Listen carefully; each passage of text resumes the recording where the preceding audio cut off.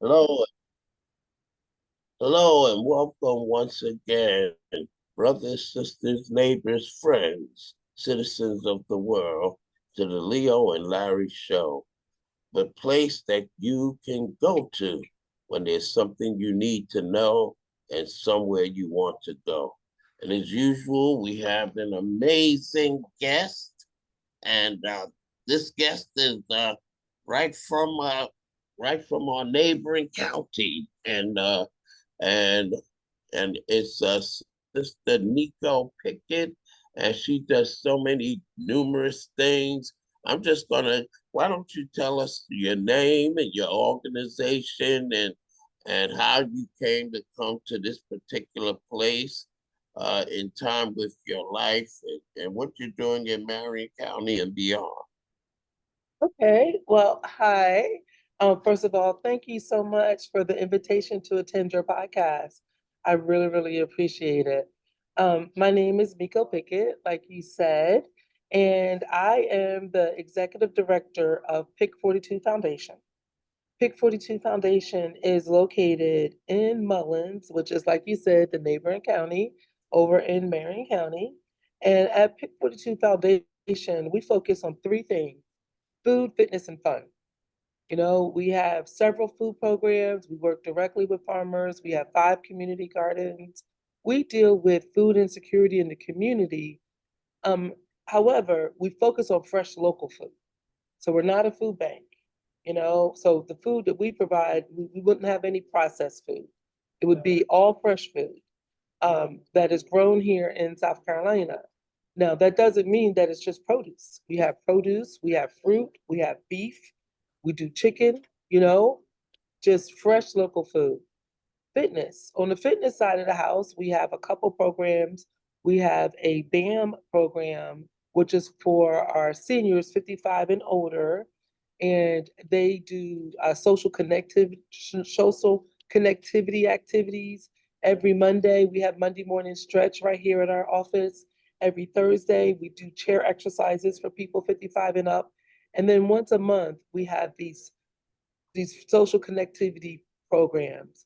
One time we did like a Steve Harvey kind of thing, with Family Feud, and we've done line dancing. So it's just really to get being in a rural county, there's not a lot of opportunities for people just to get together socially. And then Mhm. and when it comes to fun, we like to sprinkle fun on everything we do, right? Because one, we believe in serving people with dignity. So even when we have our food distributions, we do it with music. We may have music out there, we may have a DJ out there, we may have cooking demonstrations out there. We like to make it fun. Mhm. Sounds great. And during COVID, we found out a lot of things. We did some things. We helped to distribute food from the church where our pastor and New Alpha was involved in their way with other organizations. But it taught us something about what they call food deserts and the need for people to eat, like you said, wholesome food. Can you talk about a little bit about, like food deserts and eating, you know, what happens when you're not getting fresh fruits and fresh vegetables? What health impacts does that, can that have? Absolutely. So I was formerly the chair of the South Carolina Food Policy Council. I am now a board member, a non-voting board member of, it's being rebranded to the South Carolina um, Food Systems Network. And it's a statewide network of people who are involved in our food system. So through that work, I've actually learned a lot about it, Reverend Woodbury, about food insecurity and how it impacts our communities. And I'm gonna give you a prime example, in Marion County, Marindale and Marlboro and Williamsburg counties, those are the 4 counties that we currently serve. And in those counties, out of the 46 counties, they're the counties with the worst results in terms of health outcomes. Mm-hmm. And there was a study that was done at the state level, and the state actually put together a proviso, And a part of the proviso was they convened a food security commission because the study came out and said in South Carolina, we have a very high morbidity rate. People die Mm-hmm. younger, they die faster here in South Carolina. It was like, why? And so when they looked at it, it was our food. Mm-hmm. So in Marion County, you have closer access. We have two dialysis centers before you get to any place where you can get access to fresh local food. And we're looking to change that with our organization. We actually Mm-hmm. have been awarded a grant to build a food hub right here in Marion County. So we're really, really excited about that. But I mean, that Mm-hmm. really tells the story, right? Because if you don't, processed foods, canned foods are very high in what? Sodium. Sodium, Sodium leads to what? High blood pressure, hypertension. high hypertension, um, heart failure, Mm-hmm. kidney disease, right? So our food seriously impacts our health. And we had a committee that was part of the Food Policy Council that was called Food is Medicine, because food is absolutely medicine, right? Mm-hmm. If somebody has these illnesses, they can heal themselves just by eating fresh food. And here's the thing, so you say fresh food is expensive, right? Mm-hmm. So Mm-hmm. thank God we had a grant through the South Carolina Department of Agriculture. And with this grant, we were able to purchase food from the farmers and give it away to the community for free. And Mm-hmm. so that's one of the programs in which we do it. And through that program, we were able to provide $770,000 directly to farmers to feed the community. We fed over 40,000 community members. So families to date. Mm-hmm.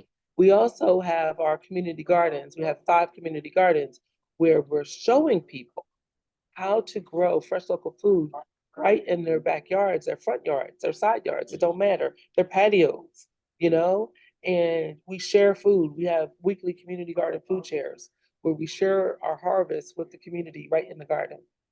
Mm-hmm. Mm-hmm. That But thank you that so is much for that question. yes, yes. And the other part that when you talk about food security.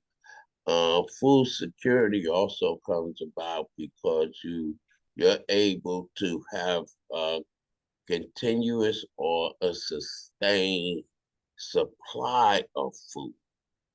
They call it food sustainability, and so a good part of that, and would be great if you want to add some more in particulars about the fact that you're teaching people how to grow food. That's how we have food sustainability too. So you have classes and you teach people how to do it. Do you have like a regular schedule? Are there certain days? And I'm really interested because we're doing a similar thing down in the Britain's Neck area, and it sounds like you know what I mean. Oh, I love it. I'm I've toured your interested in site. how you're doing that, and I'm sure others in our listening audience are interested too. Sure, sure. First of all, kudos to you. I was, you probably don't know it, but Johnny B. Graves, I was down in Britain's Neck one day. He said, Miko, let me take you over here. Let me show you something. So he took me to your facility down there. And I was in awe, like sustainability, because watering our gardens is an issue, And thank God we have a really good partnership with the city of Mullins and they help us with that. But still, I mean, you guys are tackling like growing food and keeping it sustainable and reusing. So with us, I'll give you an example. At our community gardens, we any cardboard boxes that we have, when we plant our gardens, we layer them in the cardboard boxes, right? So um we're trying to be more sustainable. We also have a greenhouse that was donated to us by Clemson Extension. And so we currently right now we spend a couple $1,000s on transplants for our gardens. But we're like, now we're focusing on learning how to grow that food from seeds Hmm. and create those babies ourselves. And then we'll be able to distribute it to the community. right? Because it's quite expensive. Mm-hmm. So so in terms of our programs, what we do is we have a USDA federal garden grant. And with that garden grant, we have a full-time garden manager, a full-time assistant garden manager. We have 4 student ambassadors that work with us 2 hours a day during school and from high school, and we have a program coordinator. And together they take care of the gardens and they also have these programs. So one of the programs that we have is we do a community garden food share sponsored by Hootie and the Blowfish Foundation. Mm-hmm. And Wow.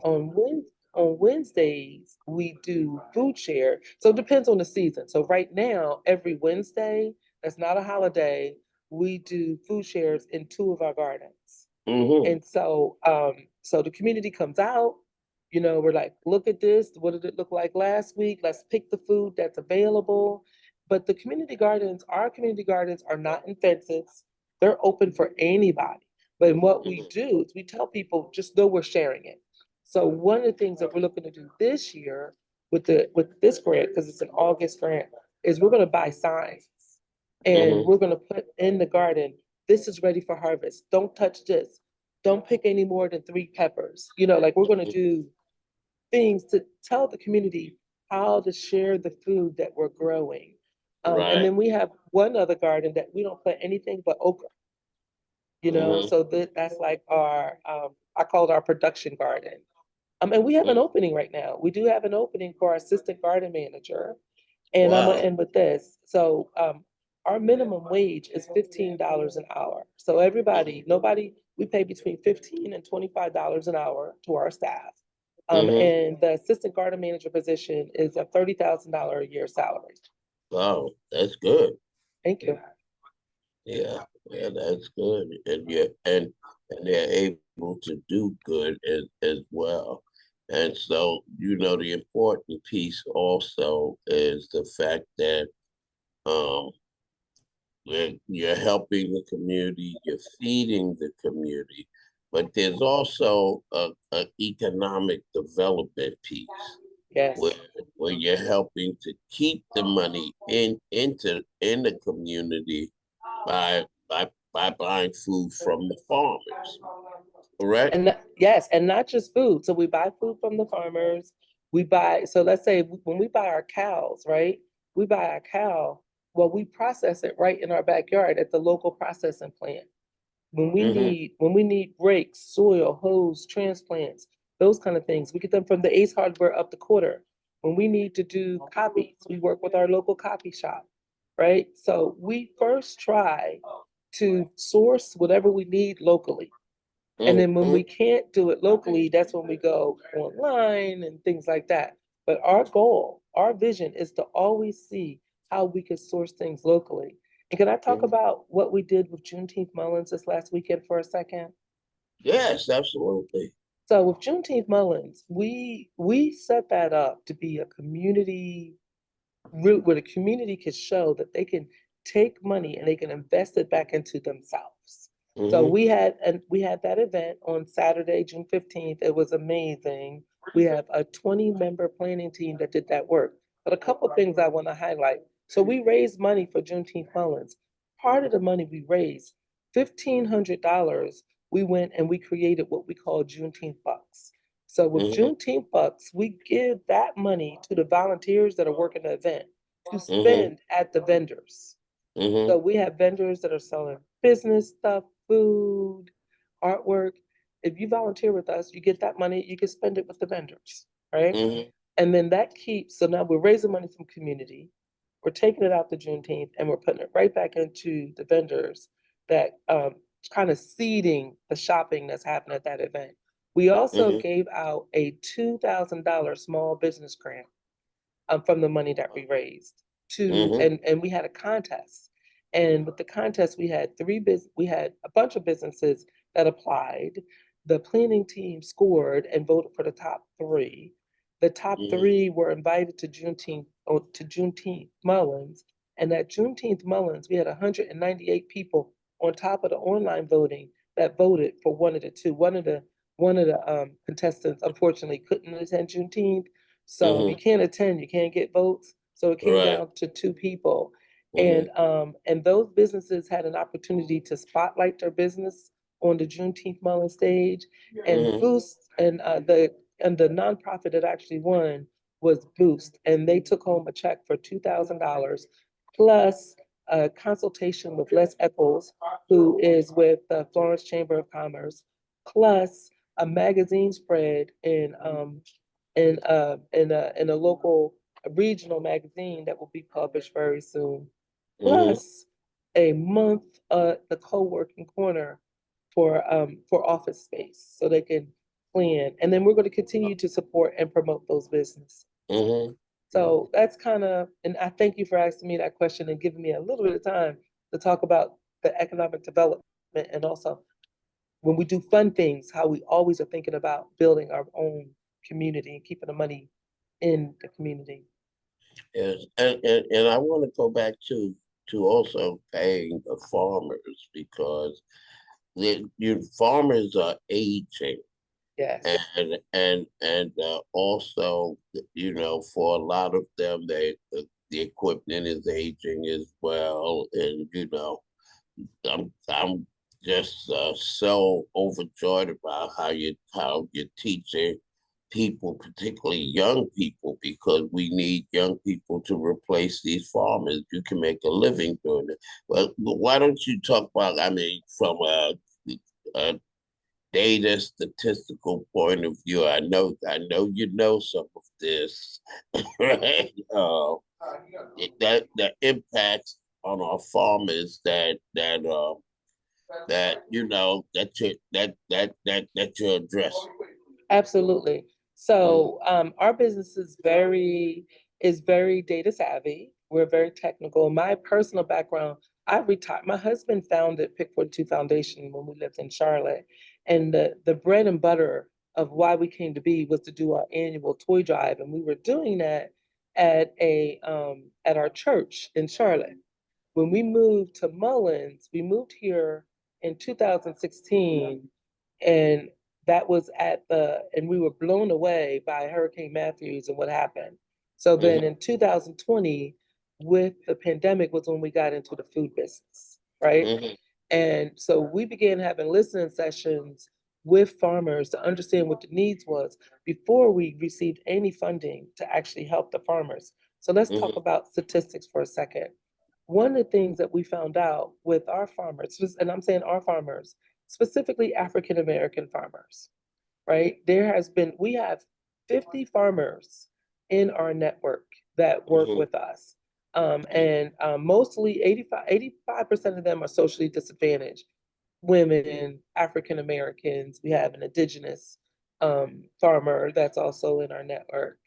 Mm-hmm. And so a lot of times, because of the historic systemic racism that impacted our farmers, they don't trust the government, Mm-hmm. right? So they didn't trust the government. Absolutely. So Mm-hmm. not trusting the government, they didn't have FSA ID. And so when we first got into this business, we received a grant from Bonita Global. And Bonita, she contacted me one day. She says, Miko, this was again before we had an opportunity to do some of the things that we're doing. We got to get these farmers with FSA IDs because I was looking at the data where they plot all the farms in the state. And I live in Mm-hmm. Marion County and I didn't see hardly any of our farms. I'm like, wait a Oh second no. now. I drive by this farm. I know this is, and that's because they didn't have FSA IDs. So Yeah. we actually have a part-time, full-time, depending on funding, um, farm ambassador who works in our office and they work with the farmers. They do farm visits. They will go to the USDA NRCS office with them to help them fill out paperwork, apply for the FSA ID, help them get access to NAP. NAP is um, uh, socially disadvantaged farmers can get free crop insurance, right? Get But free there's a free free farmer. free crop insurance Okay, crop in case insurance. in Yes. case there's a disaster, extra Mm-hmm. heat, flooding, all of that, right? Mm-hmm. So we help our farmers to get access to these things that are due them. We have meetings every other month. We have a meeting where we convene the farmers because we're partners with them. We want them to sit at the table with us as partners, as Mm-hmm. business owners. And in this process, what I have seen in the last 2 years is that farms, younger people are coming to the fold. New farmers have now taken advantage of these opportunities because it's in their blood. My daddy Yeah. did it. My daddy's daddy did it. I didn't do it because Mm-hmm. I didn't think that there was an opportunity for it. Now, one of the things that maybe we could partner on this that we're seeing is that in Marion County, we no longer teach horticulture. We no Oh, longer yeah. teach farming, right? Mm-hmm. Mm-hmm. There's a market for it, especially when we Mm-hmm. bring the hub there. High Mm-hmm. paying jobs, drone farming with drones Yes. instead of flying over because you fly over because you gotta use pesticide, right? And there's issues that happen in the environment when Mm-hmm. people just fly over the crops and drop the pesticide. But if you use a drone, which young Mm-hmm. people love that stuff, you can fly Yes. lower, you can keep the environment safer, you can keep it safe for people and all that other stuff. Mm-hmm. So there's modern technology that can be applied to farming, and we're bringing all this to the table. And one more thing I have to tell you, I am also on the steering committee for the um, South Carolina Black Farmers Coalition. Mm-hmm. Amazing. I This work is just incredible to sit with Daryl Orange and Najma Thomas and to kind of be underneath their wings because they're out there doing things. They have access. We're waiting to hear about a grant because you talked about equipment. So Mm-hmm. any day I'm expected to get information on a grant that will buy equipment for farmers. Mm-hmm. And what Pick 42 Foundation is going to do is we are going to be kind of like how I have that full-time farm ambassador. We're going to be able to, one, pay for that person, add another person, and we'll be writing the grants that are Mm-hmm. going to get farmers the equipment that they need so they can go into the modern technology because the equipment on those farms are really bad. And we also have, last thing, because you keep talking, things pop in my head, I'm sorry. Mm-mm. No, no, that's We, fair. Because we you have, know that's important because you've been to our training center site and you're talking about the wheels are spinning because with the hydro panels and some other things that we're doing. It's technology is the way to go. This is yes. people need to realize that farming isn't as labor intensive. There's a new way to farm now, right? Yes. Mm-hmm. And that's going to bring young people to the table. And we bring young people to the table with these new farming techniques, and the whole world, not just America, but the whole world is doing. Oh, here's another one for you. Another one for you. America, processed food. 40 something like 40% of the food we eat is processed food. In other Mm-hmm. countries, it's like 16%, 11%. Yeah. So our diets are causing us to gain weight, to have all these issues with our health, and it's the Mm-hmm. processed food. So there's movements to fresh local food. So how do you take advantage in any economy of changes? Yeah. You gotta be ready, right? So we want our young people to be in this fresh local food business because it is profitable. Yes, it is. Farm to And table. farm the table and just using the surroundings around you. It's yeah, definitely we there's some things that we can discuss offline, like Mhm. sharing information like using logs just within wooded areas that are seeded with spores, you can grow mushrooms. Mushrooms, $1 million business. Yeah, grow mushrooms Hmm. and you see them in the supermarket, and certain types are not cheap. You know what I mean? Truffles. Yeah, Yeah, yeah. yeah. Somebody It's, told me they had like less, I forget, it was like a half an acre, and they was pulling in $1 million. mhm. So yeah, and that's the cool stuff that young people will gravitate to, right? Yeah, Mushrooms, truffles, things that, are different. yeah. So the term we like to use is you look at a lot of rural communities and they're low income and they're struggling and they don't have infrastructure. But the kind of things you talk about, you're feeding people, people will be healthier, they'll live longer because they're not dealing with more morbidity. And then on top of that, you're creating what we call engines of economic development.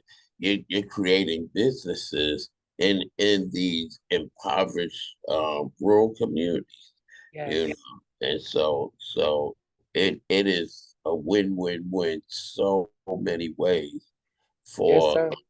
so many members of our community. Yes, yes, and so why don't you talk a little bit more about the fitness piece? Because Okay. that's something that we, also,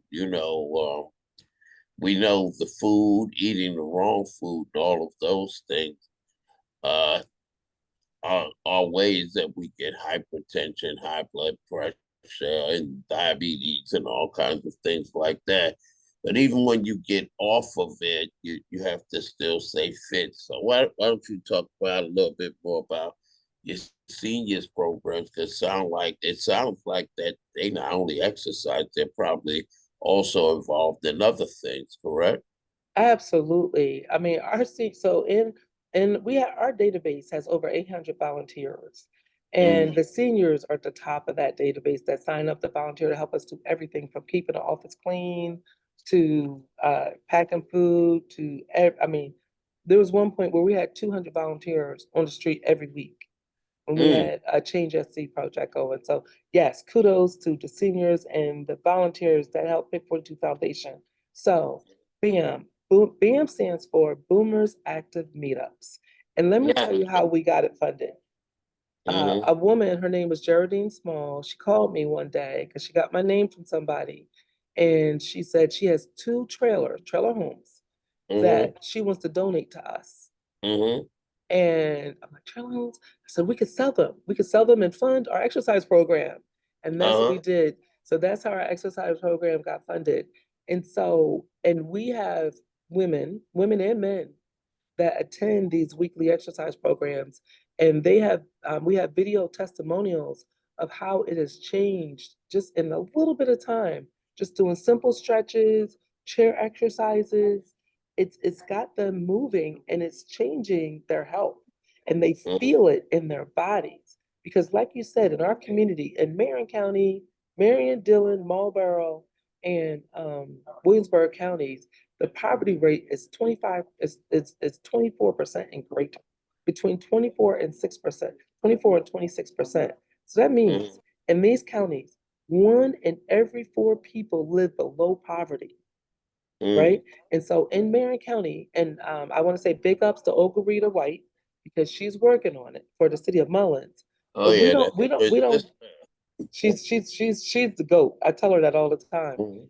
But right now, we don't have adequate facilities for exercise, for walking paths. Yeah, we have some, like the two walking paths I could think of that are in Mullins, it's dirt, right? Have you ever had on new sneakers and had to walk around a dirt trail? Yeah. you know so indoor exercise programs, there's like a couple small gyms, and then there's one gym that's maybe about in the middle of between Mullins and Marion. But when you think about that, I already said one in four live below poverty. So if you're living below poverty and can't keep food on the table, how can you um Mm-hmm. you can't get food on the table. Are you going to spend 30 some dollars a month for an exercise, for gym Mm-hmm. membership? Right. You're not. And then for others, they just don't have access. So the city of Mullins lets us use their gym once a week, and that's where Mm-hmm. we do our chair exercise programs, and then our weekly stretch programs. We do that right here in our office. Marion County Coordinating Council, they provided us with a grant and purchased chairs for us because we want to keep our seniors safe. And so some of our chairs that were all donated, they were raggedy, and we ran the risk of people sliding off the chairs trying to do their stretches. So it Mm-hmm. really is just a community thing. And our we're continuing to apply for grants for our fitness program. It is vastly underfunded. We have no funds right now for that. Mhm. And so we get a check for $25 here and there, and that's kind of how we could do it. But I need to do, that's one of our next things. We want to do more work so we can get the funding that we need for our fitness program. Mhm. Mhm. Yes, that's really important. And there's a collaboration piece that's very important. And a couple of times during our discussion, I know the audience has heard me say wow. So I have to say wow again because the collaboration between the city of Mullins and your nonprofit organization is amazing. It's a big wow. It doesn't happen in a lot of places. Oftentimes they look at each other as if, they're adversaries, opponents instead of, two entities working together to make life better for the citizens, for their neighbors, for the residents there. And so, Yes.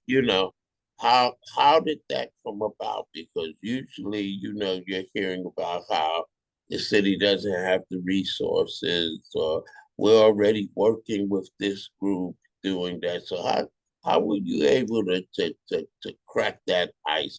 Because I travel a lot, and what you're doing with that collaboration you have in place is not the norm. Yeah, I'm gonna tell you, it started with um so the city of Mullins is 70% African American, Mm-hmm. and it was incorporated in 1872. And and so it took 150 years at 70% African American for the city of Mullins to get a black mayor. Mm-hmm. And we did in 2000. Robert Woodbury was elected mayor of Mullins. Yes. And he What? came out, I'm sorry, Mm-hmm. are Go you ahead. related? No, different spelling, different spelling. You're not related. No, no, different spelling of the name, but he's a pastor also, so I know him Yes, well in terms of yes. ministry also. And and he set out when he ran for office, he had a vision of unity, Mm-hmm. right? Of unity, of growth for our city. And any city, especially a city like ours, that's going to thrive, it's because you have a very strong partnership with your local nonprofit organizations, right? Mm-hmm. And so they just, they support us in so many ways. I mean, the land that we have our community gardens on is all owned by the city. That land wasn't doing anything, Right. and the land was actually blight. So we've taken some corners in the community that was like blah and turned them into beautiful community gardens. Mm-hmm. Everybody has a block in their neighborhood, right? Most Black cities have a block, what's called the block. We Mm-hmm. put on our block an edible forest right at the corner. And the Mm-hmm. edible forest is a community garden, but it's a different kind. Mm-hmm. We plant fruit there. So we have blackberries, blueberries, strawberries, peaches, pears, figs. We have seating that's been donated by Clemson Extension. We have trellises that have been built by local carpenters. And it's beautiful. We have fencing that's been donated by Clemson Extension. And so Mm-hmm. people are able to come through there, to walk through there, to pick the fruit when it's ripe and ready, Mm-hmm. and but it's on the corner, which used to be vastly black, like a black Wall Street, Mm-hmm. and Mm-hmm. all of that changed, and it turned into blight. But Right. but now, it's we've reinvented the corner. It's Mm-hmm. beautiful. Yes, that's and once again, providing uh fresh fresh fruits and vegetables to the community And in a community, because blighted communities are impoverished communities, and impoverished communities is when you have minority health disparities and people get sicker at a higher rate and they die quicker. Right. And yeah, so that is so important. And you talk about vision and flexibility, because sometimes what happens with cities is that they have their plans, but how much of your plans can also deal with community development. You have a lot of cities that they're locked into downtown revitalization or business development or this corridor. But if we're not developing our communities and helping our people, yes, we'll have economic prosperity, but there's another side of that coin, and you quoted some of those statistics. Whether it's rural communities or urban communities, there are health disparities and there are income disparities, and there's disparities when it comes to poverty. Yes. And so I just commend you and your team and the work that you're doing, and the visionary action of your mayor. And I have to say this as a personal faith, as a Christian. He's a young man.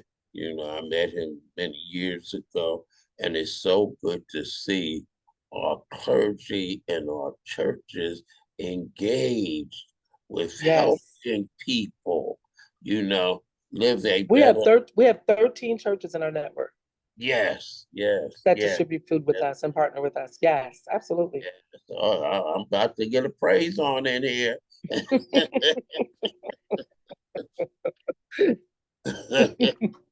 Yeah, so let's talk about some of the you touched on some of it. Well, I'm assuming you did, but some of the things that you're looking at doing in the future, the near future, or as we were just talking about in terms of vision. Because, I'll give an example, like when you were talking about the drones, that's something that we're looking at in terms of technology and some other things. So, what do you envision uh, doing in the future? And the role technology or whatever.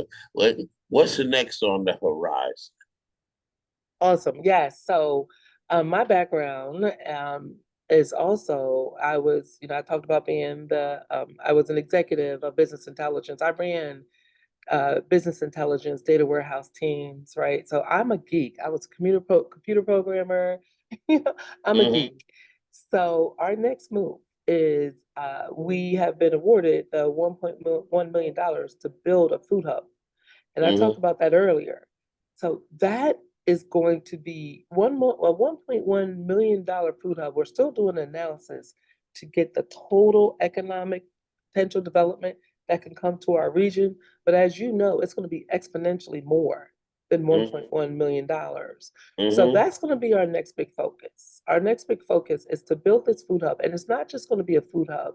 So it's going to be a food hub where we're going to buy the food from the farmers and get it out to the people, as well as to restaurants, as well as to the network of folks, that schools, nonprofits, people who need fresh local Mm-hmm. food, right? So there's that revenue stream there.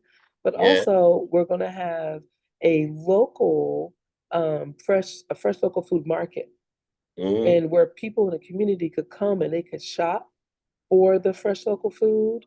They Mm-hmm. could get access to and that's just not, like I said, not just vegetables, but it'll be a market. We'll be able to take SNAP. We're going to be taking SNAP cards. And if we have a grant and you qualify, then you could get the food for free. And Mm-hmm. if you're not in the impoverished, you can buy it. And so the Mm-hmm. food that we get directly from the farmers, we're going to sell that at our cost, and then Mm-hmm. we're going to process food. Yeah. So for instance, sweet potatoes, Mm-hmm. cubes, taking the skin off of them and cubing them. But when we do that, we're going to sell that at a premium because if you Yeah. have the means, you go to the grocery store, you buy that, so you can come get it from us. We're also Mm-hmm. going to have a place where we can run our own fitness classes. We're going to have a community Uh, center room. Um, mm-hmm. and our long-term goal is to have a commercial kitchen so that we Yes. can have a bistro where people can get fresh local food, sandwiches and things like that, and eat it Mm-hmm. at the bistro and sit outside and Uh, partake in the internet and all that other stuff.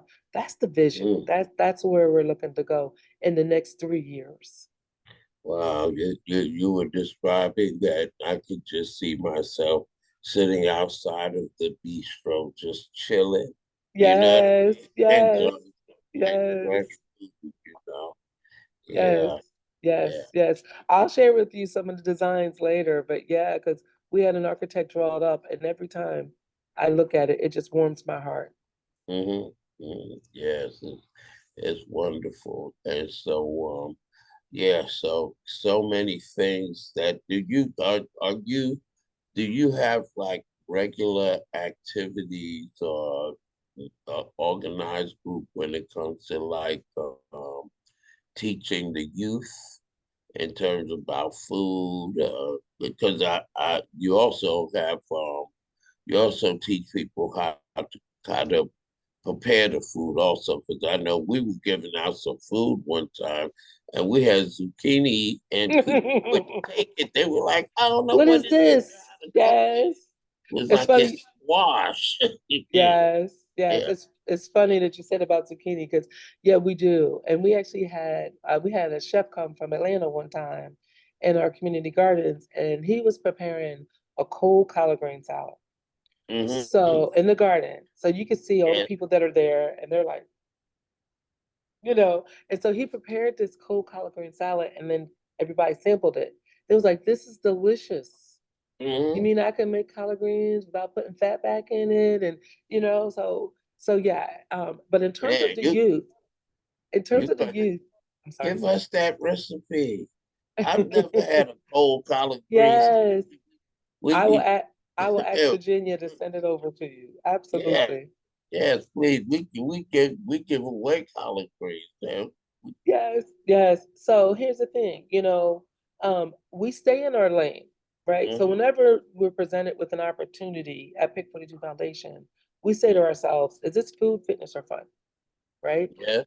So there are other nonprofit organizations that focus on children. So we partner with them, such as the Performing Arts and Sciences Academy, that is ran by Justine Roberts, Oh or yeah. Boost, that's ran by Marcus Robertson.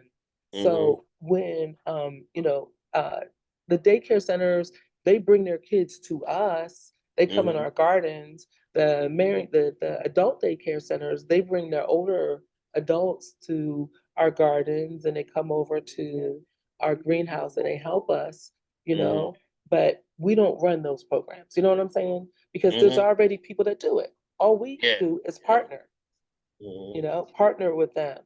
So, and that's where we see communities really working together. We have strong partnerships, not just with the city of Mullins, but with other local nonprofits, with Mm-hmm. Clemson Extension, with other industries, and we're building new partnerships every day. And I can't wait till I can say Alpha is one of our close partners. Hopefully Mm-hmm. soon. Consider it already done. Or as Captain Picard with on Star Trek would say, make it so. All Make it right. so, yes. Let us make it so because yes, we're working in the same areas, and I want because we're running out of time and definitely have to have you back, and I know there'll be new developments and new announcements. But Yes. I'm also hoping that some of the people in our listening audience will become supporters, financially, volunteers, or just decide, hey, this is something that I would like to try to replicate, on a small scale. Do a garden, do a walking path, do an exercise class. It's been very inspiring conversation. And Why don't you let folks know how they can reach you, Miko Pickett? Yes, absolutely. Couple things. You can visit our website, www.pick42foundation.org. And so pick is P like PICK, number 42 foundation.org. Please follow us on social. We're on Facebook and we're on Facebook and Instagram. We're very social. Everything I'm telling you about, we post every single thing on Facebook Mhm. because we believe that if we're going to Yeah, be a community foundation, the community needs to know what we're doing every step of the way. So that's all on our Facebook page. We're open. We're at 158 South Main Street in Mullen, South Carolina. We're open Monday through Friday from 9 a.m. to 5 p.m. And people can come, people stop by all the time to ask questions, find out, because even again, we stay in our lane, but if we're connectors. So if somebody has a resource need, we try to find a way to get them access to what they need, even if it's not from Pick 42 Foundation directly. And last but not least, you can call us. Our phone number is 843-620-4000, 843-620-4000. And those phone lines are manned Monday through Friday from 9 a.m. to 5 p.m. yes, thank you so much. Thank And you. you've been a wonderful guest. And if you want to reach me, Reverend Leo Whitberry, you can do so by going to info@newalphacdc.com. Please remember to visit our website, newalphacdc.com. And you can also reach me by telephone by calling me at the church where I thank the Lord for the opportunity to pass the Kingdom Living Temple, 705 South Irby Street in the Magic City of Florence. And our phone number is 843-799-0740. And so until next week, this time, remember, when there's a need to know the things that you need to know, and when you need to find out the places where you need to go, it's the Leo and the Larry Show. God bless you.